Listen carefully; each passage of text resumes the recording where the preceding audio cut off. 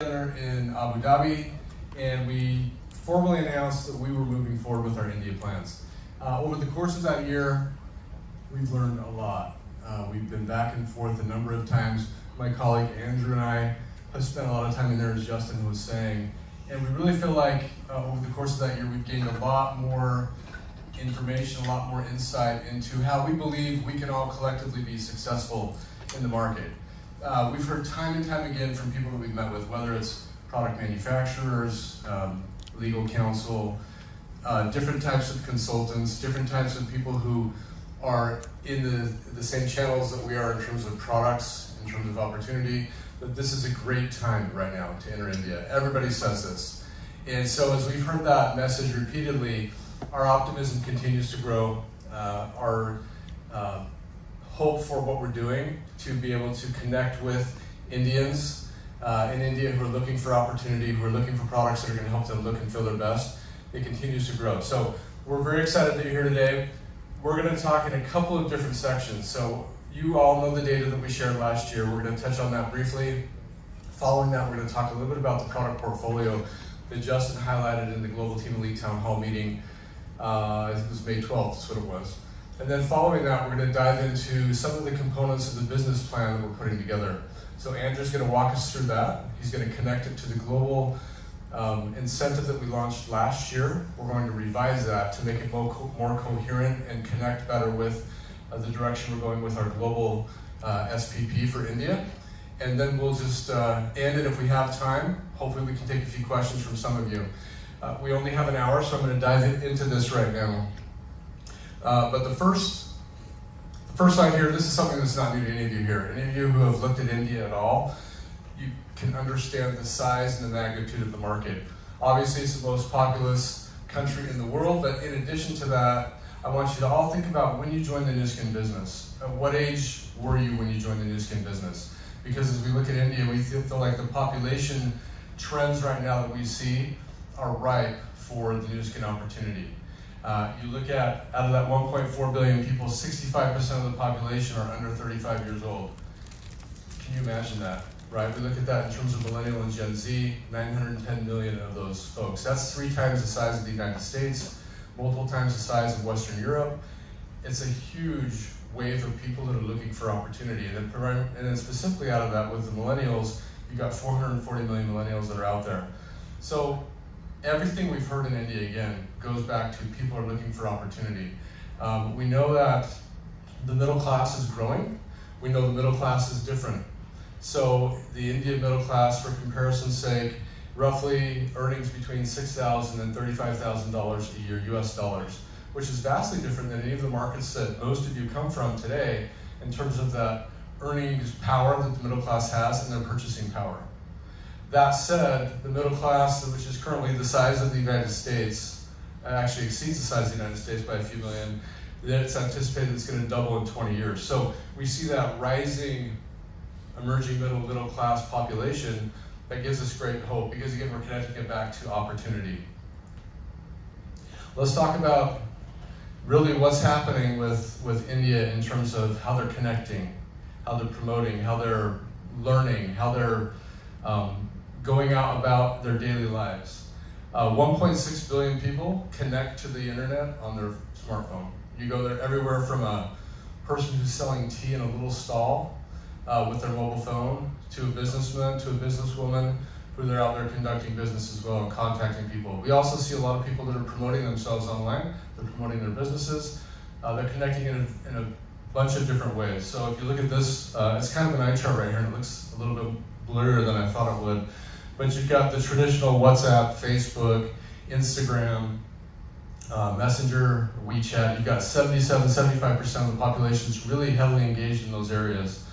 And then as you go down below, you've got Facebook, LinkedIn, and then Twitter, Tumblr, WordPress, Reddit, Quora. So the population is very engaged in connecting with technology, just like everybody in all the markets where we live today. India is no different. The scale and the size of what's happening in India is what's different, so keep that in mind. Let's talk a little bit about the direct sales. So direct sales, 3.4 billion USD market. It's not our largest market by any stretch, but it's growing, and it's growing at a good clip, 8.3% CAGR over the last 3 years. And there are 8.4 million distributors that are actively engaging with other companies that are in India. The interesting thing that we see in India is the male to female ratio. So we've got a female-male ratio of 1 to 3. And what we're seeing is more and more females in India are starting to do direct selling. This is in line with a lot of things that we identified in our studies, that women are looking for opportunity, they're looking for recognition, they're looking to make a little bit of money to help out with the family expenses. And again, we believe that we've got the perfect engine to attract people who are looking to build a business around beauty and wellness. This is the breakdown. So wellness is by far the lion's share of direct sales revenue in India, 74%. That's led by company H, I'm going to call them. Very successful. What we saw pre-COVID versus post-COVID is that's when they made their run.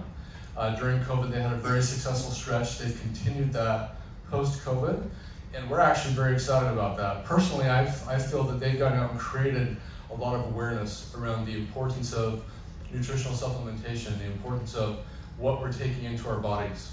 And so as they've gone out and created that awareness, I think it sets us up here perfectly for Pharmanex in terms of what we're going to be trying to do over there with our product portfolio and the way that we launched the market. Beauty obviously is a smaller segment. And so what we're doing with our portfolio will help connect us to a larger total addressable market. And we'll talk about that in just a moment. And then the other, that's anything from housewares to other things, other companies that are out there in direct sales.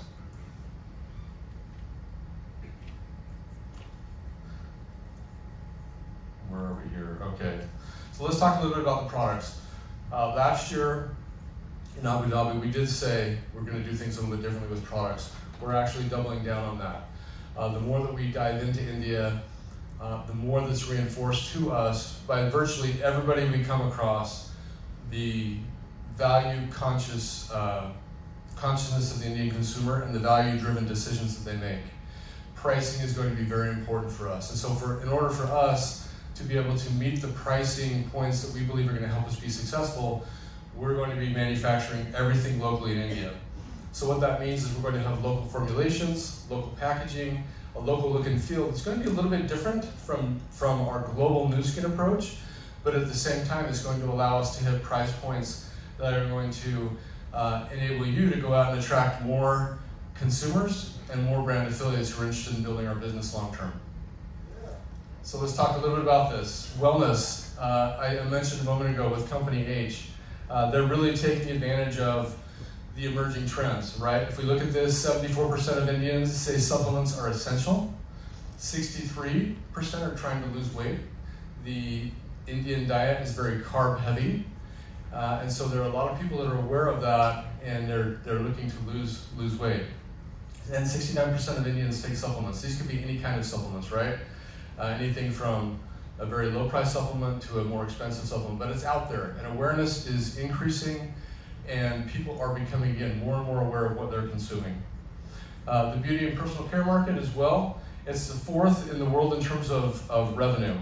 Now, it's a little bit different than what we see in other markets because a lot of this is driven by very, very mass product and shampoos.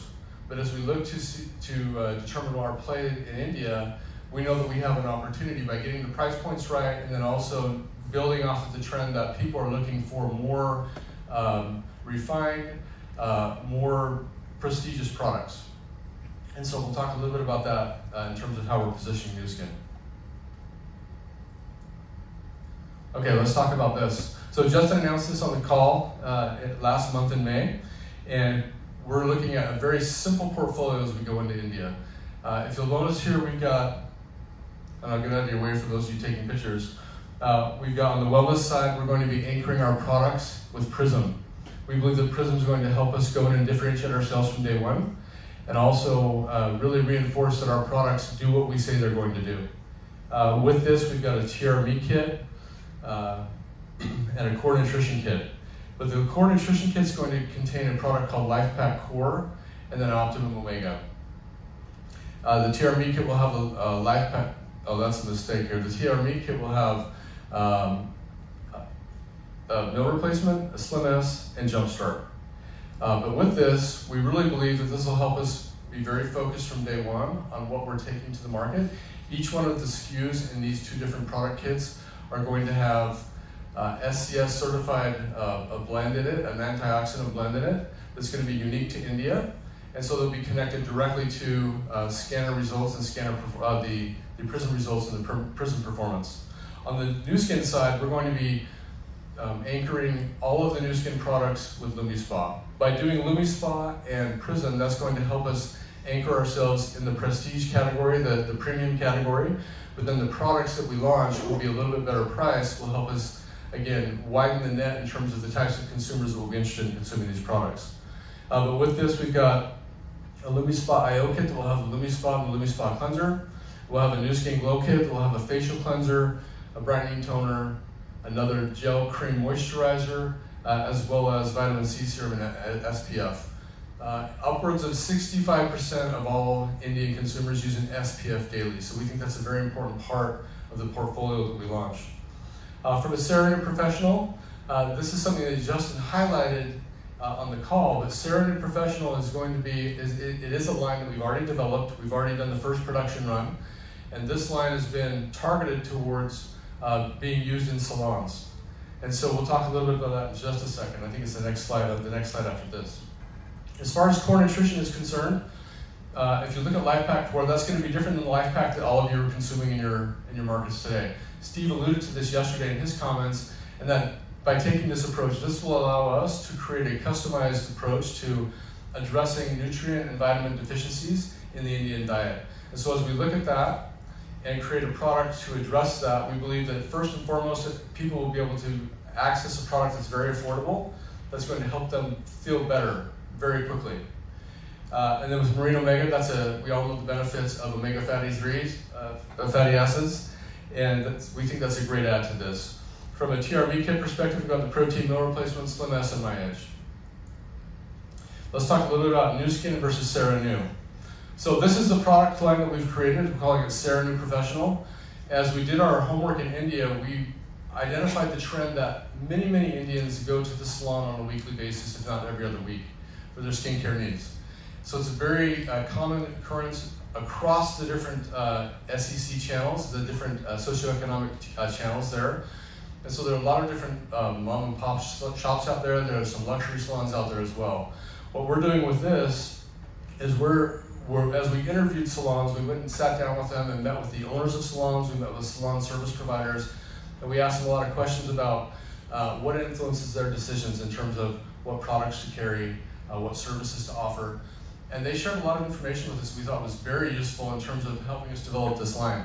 They're always looking for ways to increase their revenue streams, whether it be through a new device or a new product. They really are interested in finding out how to service their clientele and differentiate themselves from all the competitors.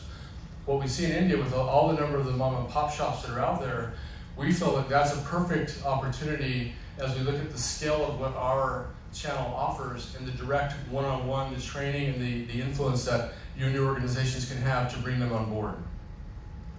The Nu Skin line as well, this is representative of the line that we're going to be launching. But let's just talk about how we're going to differentiate them. In terms of the segment, Serenu is really designed to be used in salons and salon clientele. And it's established as a professional line. So that's very important. Every salon we talk with asks for products for professional. And so we're marketing them as under the professional tag. They're going to be more apt to take those in. The target audience, again, salon clientele. The science is going to be inspired by Ayurvedic wisdom. We've been partnering closely with our local product manufacturers on the formulations that we decided to launch with Serenu, and we're confident that these are going to hit the right spot in terms of what people are looking for out of the experience when they go to the salon. We all are also very interested in the device play there too. So a lot of Indians are hesitant to use a device on their face for fear of actually doing something to damage their skin. They go to the salon for those types of treatments. What we feel for this side is that they have the Lumispa experience. That's going to give them confidence that the Galvanic experience is going to be just as positive. On a side note, one of the experiences we had in the salon. We had a salon owner going to, she owned her own salon, but she was going to a luxury salon where we were actually testing our products. And she walked in and we said, well, we're going to go ahead and take you through this this series of steps in the service we're going to give you today. And she said, well, you don't need to clean my face. I've already cleaned my face. I own my own salon. I know what I'm doing. I've been a beautician for years. So she was confident that her skin was going to be very prepped for the service that we were going to give her. Well, she ended up accepting the Lumispa, so we did a Lumispa on her, and she was shocked. For those of you who have been to India, you'll notice that the environmental factors are much different than in any of the markets where we live. She was shocked at how much dirt and grime came off of her face at the end of that Lumispa session. She was sold. She's like, how do I get one of these? I want one of these. So we think that that's going to be a very easy, intuitive, and compelling sell. Not only in the salons, but also on the new skin side. New skin, we're going to continue to try to differentiate in terms of it's going to be more premium. But with that said, with our local manufacturing, we can hit some good price points in the way that we package the products, and we'll have some good price points that will be attractive to the Indian consumer. So that's where we are with product. Again, local manufacturing, local formulations, local packaging. It's going to be different than what you have in your home markets, but it's also going to be more attuned to the needs that the Indian consumers have.